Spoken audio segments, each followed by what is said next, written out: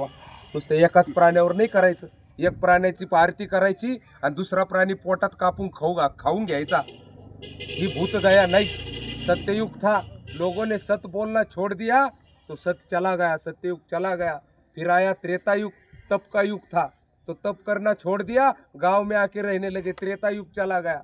उसके बाद आया द्वापर युग, दया का युग है, दया छोड़ दिया तो द्वापर चला गया। अब कली नाम का युग है, दया का युग है। अब दया छोड़ दोगे और नाम छोड़ दोगे, कली चला जाएगा तो फिर रहोगे कहा।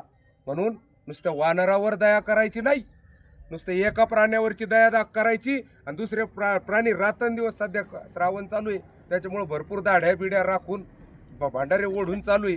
म्हणून या विधीतून एक शिकायचं आपल्याला, एक चांगलं स्पष्ट सांगणारा माणूस आहे काय, की जसं वानरावर दया केली तसं बाकीच्या इतर प्राण्यावरही दया असावी।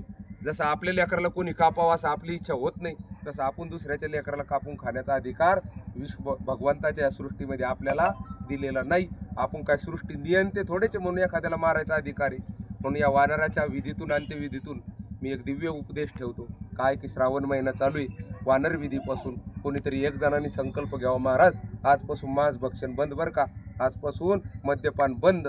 तर गावाने केलेला एवढा जो उपक्रम आहे तो आम्ही सफल झाला असं मानू। हनुमान चालीसेला येत जाऊ, आम्ही राम भक्तात आम्ही या यादीमध्ये येऊ, रामाचं नाव घेत जाऊ, शनिवारी हनुमान चालीसा आहे असा दिव्य काहीतरी त्या विधीतून काय घ्यायचं असतं, तर दिव्य काहीतरी घ्यायचं असतं। म्हणून दिव्य उपदेश मी तुमच्या समोर ठेवला।